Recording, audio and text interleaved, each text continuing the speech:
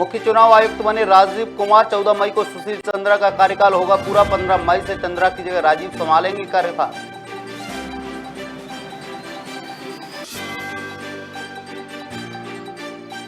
नेता प्रतिपक्ष गोविंद सिंह ने सीएम शिवराज को लिखा पत्र। विशेष सत्र बुलाने की रखी मांग। का 27% ओबीसी आरक्षण प्रस्ताव पारित कर भेजें केंद्र को।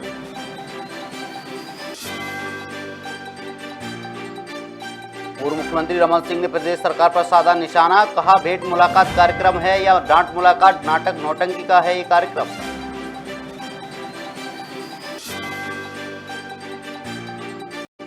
छत्तीसगढ़ रणजी टीम के कैप्टन हरप्रीत सिंह फरार। फर्जी मार्कशीट से एजी ऑफिस में ली अकाउंटेंट की नौकरी। कैप्टन के खिलाफ धोखाधड़ी का केस दर्ज।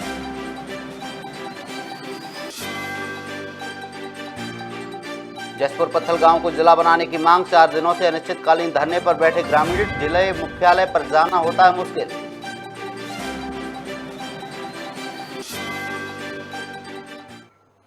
नमस्कार, मैं हूं अरुण। आप देख रहे हैं खबर भारत। खबरें विस्तार से। नगरीय विकास एवं आवास मंत्री भूपेंद्र सिंह ने पंचायत और निकाय चुनाव को लेकर बयान दिया है। उन्होंने कहा है कि आयोग तय करेगा कि एक साथ चुनाव होंगे या अलग अलग। सरकार चुनाव के लिए पूरी तरह से तैयार है। साथ ही कांग्रेस पर हमला करते हुए कहा कि चुनाव आयोग ने भी समय पर चुनाव करने का ऐलान कर दिया था, लेकिन कांग्रेस हाईकोर्ट और सुप्रीम कोर्ट नहीं गई होती तो अभी तक चुनाव हो गए होते। मैंने कहा ना, सरकार चुनाव के लिए तैयार है। हमारी तरफ से ही तो प्रक्रिया पूरी हमने की है। तब तो राज्य निर्वाचन आयोग ने चुनाव की तारीख तय की थी।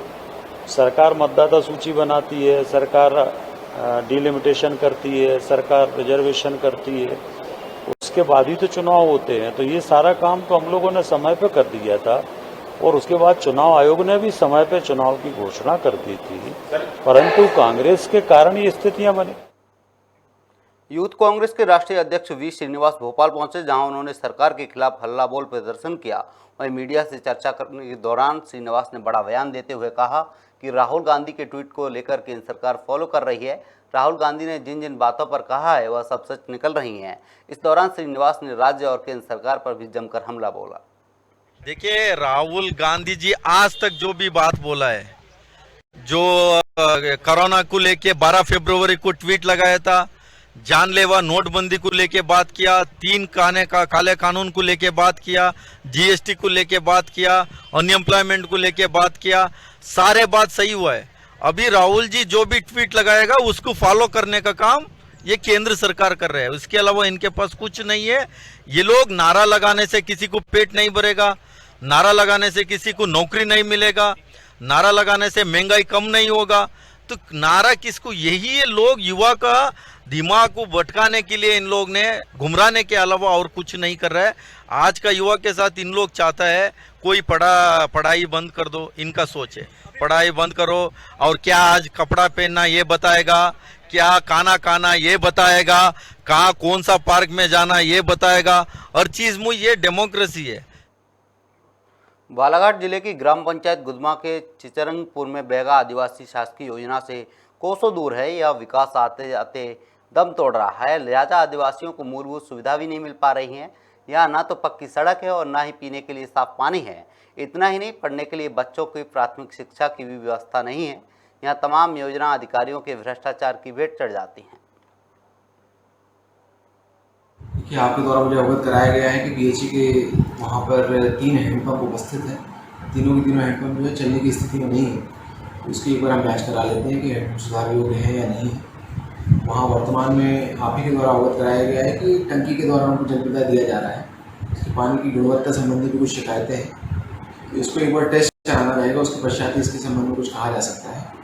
जो आंगनबाड़ी भवनों में कार्य हुआ है, इसमें बीएचई विभाग के द्वारा इसमें कार्य किया जा रहा है, वहाँ उसकी जांच करानी रहेगी कि उनके द्वारा जो कार्य किया गया है उसको गुणवत्तापूर्ण तरीके से किया गया है या जो प्रावधान में था, प्राकलन में था, उसके तहत किया गया है अथवा नहीं किया गया है। इस खबर पर ज़्यादा जानकारी के लिए हमारे साथ सहयोगी संवाददाता श्याम सूर्यवंशी जुड़ चुके हैं। श्याम, क्या है पूरा मामला? अरुण जी, मैं बता दूं कि यह मामला बालाघाट जिले के बैहर जनपद के अंतर्गत आने वाले ग्राम गुदमा के ग्राम चिचरंगपुर का है, जहां पे बैगा आदिवासी समुदाय के लोग निवास करते हैं और काफी वर्षों से यह लोग वहां पे निवास कर रहे हैं। किंतु इनको राष्ट्रीय मानव का दर्जा तो मिला, लेकिन उसका लाभ आज तक करके नहीं मिल पाया। श्याम, जिस तरीके से सरकार आदिवासियों के लिए तमाम सारी योजना चला रही है, तमाम वादे कर रही है कि सरकारी योजना है जो आदिवासियों को पूरी तरीके से मिल सके, लेकिन इस तरीके से अगर देखा जाए जो मामला सामने निकल के आ रहा है कि तमाम सारी जो मूलभूत सुविधाएं हैं वो आदिवासियों को नहीं मिल पा रही, क्या प्रशासनिक अधिकारियों की तरफ से इसको लेकर कुछ कहा गया है? ऐसा नहीं है कि इसकी जानकारी जिला प्रशासन को या शासन के कर्मधारों को नहीं है। इसकी सारी जानकारी है समय समय पर अखबारों के माध्यम से, न्यूज चैनल के माध्यम से उठाया जाता है, किंतु इस पर आज तक के कोई भी गंभीर होकर इसका लाभ इन लोगों को नहीं दिला पाए हैं, जिसके कारण आज भी यह क्षेत्र बद से बदतर स्थिति में अपना जीवन यापन कर रहे हैं। और मैं आपको बता दूं कि जितने भी निर्माण कार्य इनके जो क्षेत्र में विकास कार्यों को लेकर होना चाहिए, वहाँ पे सबसे ज्यादा भ्रष्टाचार होता है। और इस भ्रष्टाचार में चाहे जनप्रतिनिधि हो या आला अधिकारी हो, ये अपनी जेब गरम करते हैं। श्याम, स्थानीय विधायक का क्या कहना है इस पूरे मामले पर? आपको बता दूं कि ये आरक्षित क्षेत्र है। आरक्षित क्षेत्र होने के कारण आदिवासी समाज के ही लोग हमेशा इस क्षेत्र से विधायक बनते आए हैं, लेकिन वो जैसे ही अपने जनप्रतिनिधि लाते हैं या अपने पद पर आ जाते हैं, वो अपने सामाजिक लोगों को भूल जाते हैं। और यही कारण है कि आदिवासी समाज आज भी अपने बदतर जीवन जीने पर मजबूर है। क्या श्याम, इसको लेकर आदिवासियों ने शिकायत की है किसी से, जो सुविधाएं उनको नहीं मिल पा रही उसको लेकर? जी, ये कई बार ऐसा होता है कि अभी जैसे कि आने वाले समय में बारिश हो जाएगी तो वहाँ पे चलने के लिए रोड नहीं होती, वहाँ पे एम्बुलेंस नहीं जा पाती। ऐसा होता है कि 2-4 किलोमीटर आदिवासी अपने मरीजों को खाट पर, कंधे पर लेटाकर वहाँ से निकलते हैं और खुद स्वयं जाकर हॉस्पिटल में अपना इलाज करवाते हैं। वहाँ पे पहुँचने के लिए रोड नहीं है, पीने के लिए साफ पानी नहीं है। यहाँ तक कि अभी पीएचई विभाग के द्वारा स्कूल आंगनवाड़ी में जो हाथ धोने के लिए बच्चों का टैंक बन रहा था, उसकी भी गुणवत्ता देखी जाए तो शहरी अंचलों में अलग दिखाई देती है और आदिवासी क्षेत्रों में अलग दिखाई देती है, जिससे साफ स्पष्ट होता है कि भ्रष्टाचार कितना फल छुड़ रहा है। श्याम, देखा जाए कहीं ना कहीं चुनाव होने से पहले जो जनप्रतिनिधि जाते हैं, क्षेत्र प्रत्याशी जाते हैं, तमाम सारी घोषणाएं करते हैं, बावजूद इसके ये घोषणाएं पूरी नहीं होती। क्या आदिवासियों में कोई रोष देखने को मिल रहा है? बिल्कुल, आदिवासी समय समय पर अपना रोष व्याप्त जरूर करते हैं, लेकिन आपको बता दें कि आदिवासी आर्थिक रूप से मजबूत नहीं होते तो कहीं ना कहीं वो अपनी मांगों को लंबे समय तक के प्रशासन के आगे नहीं ले जा पाते और घुटने टेक देते हैं, जिसके कारण इनका जीवन स्तर जो है आज भी बद से बदतर ही है। श्याम, क्या देखा जाए जैसे जिस तरीके से उनकी जो मांग है वो पूरी नहीं हो पा रही, जो मूलभूत सुविधाएं वो मिल नहीं पा रही, क्या अगर मूलभूत सुविधाएं नहीं मिल रही तो इसको लेकर आगे की क्या रणनीति बना रहे हैं आदिवासी लोग? आदिवासी लोग तो हमेशा ये चाहते हैं कि सामाजिक व्यक्ति चुनाव में जीतकर आए, सामने आए और हमारी मांगे पूरी करे, पर ऐसा आज तक के देखने को नहीं मिला है कि कोई जनप्रतिनिधि इनके हक अधिकार के लिए जीतने के बाद, चुनाव जीतने के बाद इनके लिए, इनके हक अधिकार के लिए लड़ाई लड़े, वो आज तक तो देखने नहीं मिला है। तमाम जानकारी के लिए बहुत बहुत शुक्रिया श्याम आपका। आपको बता दें, बालाघाट के चिचरंगपुर से पूरा मामला है, जहां आदिवासी समाज के लोग भी मूलभूत सुविधाओं से वंचित हैं। आपको बता दें, आदिवासी समाज के लोगों को ये मूलभूत सुविधाएं नहीं मिल पा रही हैं। इसको लेकर कई बार उन्होंने शिकायत की है, लेकिन कोई भी नाकड़ नहीं हुआ है। राजधानी रायपुर के देवपुरी में स्थित साईनाथ पैरामेडिकल कॉलेज में छात्रों के साथ धोखाधड़ी का मामला सामने आया है, जहां कॉलेज मैनेजमेंट ने अपने ही सैकड़ों छात्रों से बिना एफिलिएशन की करोड़ों रुपए की फीस वसूली है। छात्रों ने आरोप लगाया है कि बिना मान्यता के कॉलेज ने 3 करोड़ से ज्यादा की राशि का गबन किया है। करिए ऐसा न्याय निकाले कि हम लोग को जल्दी से जल्दी न्याय मिल सके और हमारा जो डॉक्यूमेंट्स है, जिसके डॉक्यूमेंट्स नहीं होने की वजह से जहां हम कहीं एडमिशन नहीं ले सकते हैं आगे पढ़ने के लिए, तो हमारा डॉक्यूमेंट हमें जल्द से जल्द मिले। मतलब आप लोग अब चाह क्या रहे हैं शासन से? शासन से बस यही चाह रहे हैं कि हमारा डॉक्यूमेंट, टीसी, माइग्रेशन जो सब जमा है वो हमको फीस वगैरह कुछ हुआ ही नहीं, तो सर हमको वापस से मिले। 48 घंटा का समय आप लोगों ने कलेक्टर रायपुर को ये सब दिए हैं, तो 48 घंटे के बाद आगे क्या कदम होगा? आत्मदहन करेंगे सर, नहीं हो पाएगा परिसर में जाके। अब ऐसे ही साल वेस्ट थोड़ा होने देंगे सर, इतना पढ़ रहे, बहुत चक्कर काट लिए इधर उधर। हमारा कॉलेज पूरा फर्जीवाड़ा कर रहा है। हमारे सीनियर्स का एग्ज़ाम हुआ नहीं और हमारा भी फ्यूचर दाव पे लगा है, तो इसीलिए हम न्याय मांगने आए हैं। ये कब पता चला कि एफिलिएशन नहीं है? जी, हमको तो अंबेडकर जयंती के टाइम पे पता चला। जब सीनियर्स के साथ बात हुआ तो उन्होंने पता किया कि एग्ज़ाम नहीं हो रहा है। तो फिर अभी तक किन से मिले? जी, अभी तक तो हम लोग पहले टिकरापारा थाना गए, वहाँ पे कुछ नहीं हुआ। पुरानी बस्ती गए, फिर अब सब जगह ही ऑलमोस्ट चक्कर लगा डाले हैं। फिर बाबूजी के पास गए हैं। आज इस मुद्दे पर प्रेस कॉन्फ्रेंस पर आया हूँ कि जो साईनाथ पैरामेडिकल कॉलेज है उनके द्वारा नरेंद्र पांडे, राहुल त्रिवेदी, ये दोनों इनके संचालक हैं, जो कि 2018 से अभी तक धोखाधड़ी करते हुए फर्जी डॉक्यूमेंट के माध्यम से स्टूडेंट लोग को बहकाकर उनको वहाँ पर एडमिशन करवाया और 3 साल से वहाँ पर अभी एग्ज़ाम नहीं हुआ है। एग्ज़ाम नहीं होने पर पता चलने पर महाविद्यालय जाकर जब स्टूडेंट ने पता किया तो पता चला कि इनको ऐसी कोई मान्यता प्राप्त है ही नहीं। अंबिकापुर के मेडिकल कॉलेज अस्पताल में अंतर्राष्ट्रीय नर्स दिवस मनाया गया, जहां नर्सों के द्वारा रंगोली बनाई गई और सांस्कृतिक कार्यक्रम की प्रस्तुतियां भी दी गईं। वहीं फ्लोरेंस नाइटिंगेल की तरह मरीजों की सेवा करने की शपथ ली। वहीं आपको बता दें कि हर 12 मई को दुनिया भर में फ्लोरेंस नाइटिंगेल की याद अंतर्राष्ट्रीय नर्स दिवस मनाया जाता है। मेडिकल कॉलेज अस्पताल के अधीक्षक ने बताया कि बीमारी मरीजों की ज़िंदगी देने में जितना योगदान डॉक्टर्स का है उससे ज़्यादा नर्सों का भी होता है। इंटरनेशनल नर्सेस डे है, हमें बहुत खुशी हो रही है।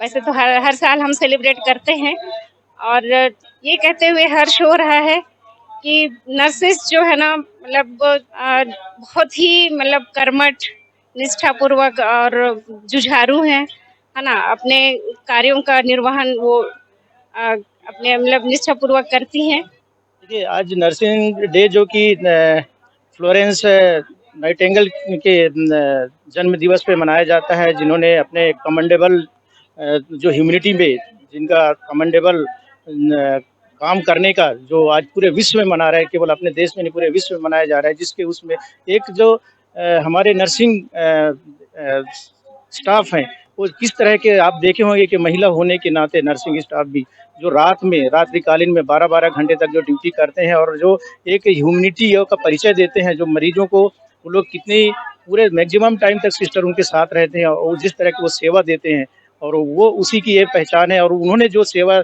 नाइटिंगेल ने जो दी थी और उसी को याद करने के लिए और उसी को हम आज भी उस सेवा को कंटिन्यू जारी रखने के लिए उसका आज शपथ लेते हैं और हमारी पूरी स्टाफ शपथ लेते हैं और उसी सेवा भाव से निरंतर काम करने के उद्देश्य से यह दिन मनाया जाता है।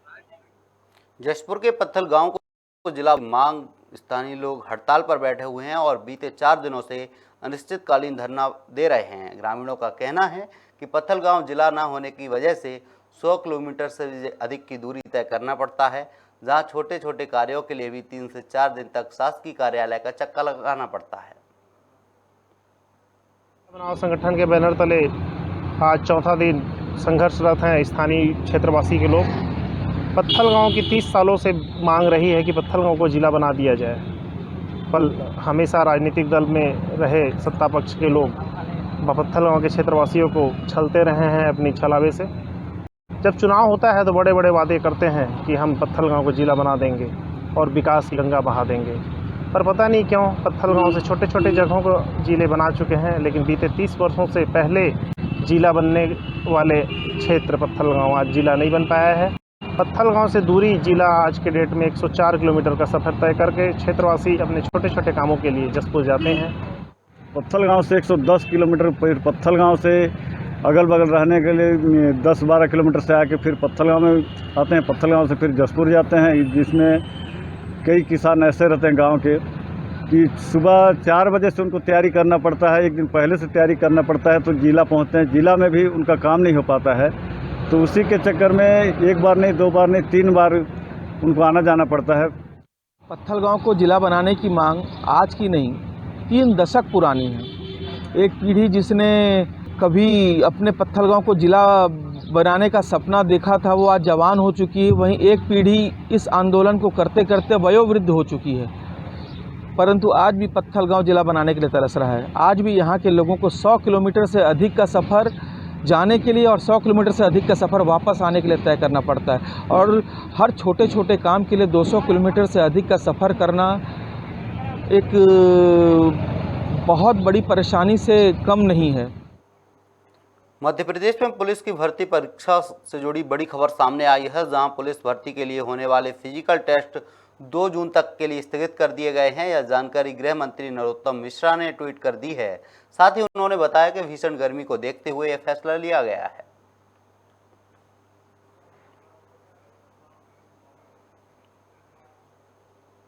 रतलाम रेलवे स्टेशन पर बीती रात अफरा तफरी का माहौल बना हुआ है। दरअसल ट्विटर पर अज्ञात लोगों ने आरपीएफ को गोरखपुर से बांद्रा जा रही ट्रेन के अंदर बम होने की सूचना दी। सूचना मिलते ही मौके पर रेलवे स्टेशन पहुंची पुलिस बल जीआरपीएफ खोजी कुत्ता के साथ बम ट्रेन की तलाशी ली गई, लेकिन ट्रेन में किसी प्रकार का कोई संदिग्ध वस्तु नहीं मिली, जिसके बाद ट्रेन को रवाना कर दिया गया। फिलहाल पुलिस साइबर सेल की मदद से ट्वीट करने वाले की तलाश में जुट गई है। गोरखपुर से चलती है BDDS, तो उसमें हम लोगों को ट्विटर के थ्रू सूचना मिली थी, किसी ने ट्वीट किया था बॉम्ब का, तो उसमें हम लोगों ने भी आरपीएफ ने भी चेक किया है, सिटी पुलिस का भी BDDS आया था, डॉग स्क्वाड आया था, उन्होंने चेक किया है और कोई भी संदिग्ध वस्तु या पदार्थ हमें नहीं मिला है। बाकी इस संबंध में जो भी जानकारी है वो आपको फर्दर प्रदान की जाएगी। इस तरह के लोगों की पहचान देखिए साइबर सेल के माध्यम से बिल्कुल प्रयास किए जाते हैं और मेरा ये मानना है कि इसमें किसी भी प्रकार से हम लोगों की परेशानी नहीं है, क्योंकि हम जो हैं वो जनता के लिए ही हैं और जनता की सुरक्षा हम लोगों का परम कर्तव्य है। तो भले ही किसी भी प्रकार से कोई चीज़ आए वो फेक हो या नहीं हो, लेकिन हमारा पूरा काम है कि हम उसको चेक करें और इस प्रकार के लोगों को time to time cyber cell के माध्यम से आइडेंटिफाई किया जाएगा। फिलहाल इस बुलेटिन में इतना ही। आप बने रहिए खबर भारत के साथ। नमस्कार।